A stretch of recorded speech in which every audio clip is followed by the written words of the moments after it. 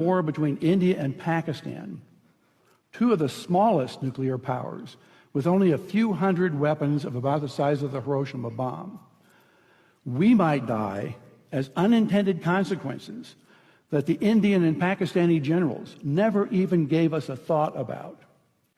My colleagues, Luke Oman and Alan Roebuck, calculated the spread of smoke after a war between India and Pakistan. It only takes about 2 weeks for the smoke to cover the entire Earth, and it would rise to altitudes between 20 and 50 miles above the surface. At those altitudes, it never rains.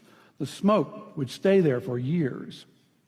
This farmer may be in Europe or in the United States, but many thousands of miles from Pakistan and India, is looking at the smoky sky above him and down at the crops that have died in his field from lack of light and cold temperatures.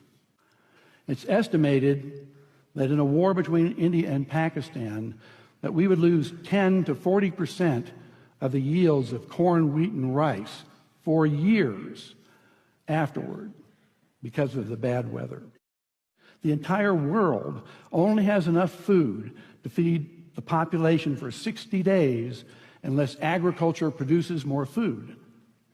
Ira Helfand, a member of the Nobel Peace Prize-winning International Physicians for the Prevention of Nuclear War, has estimated that 1 to 2 billion people would die after a war between India and Pakistan of starvation. And after a full-scale nuclear war, temperatures would plunge below ice age conditions. We would be in a nuclear winter. No crops would grow. It's estimated that 90% of the population of the planet would starve to death, and civilization would be destroyed. And no one would be safe. Not those in countries with no nuclear weapons, not those in countries that didn't participate in the war, and not those on the other side of the planet from where the explosions occurred. No one would be safe.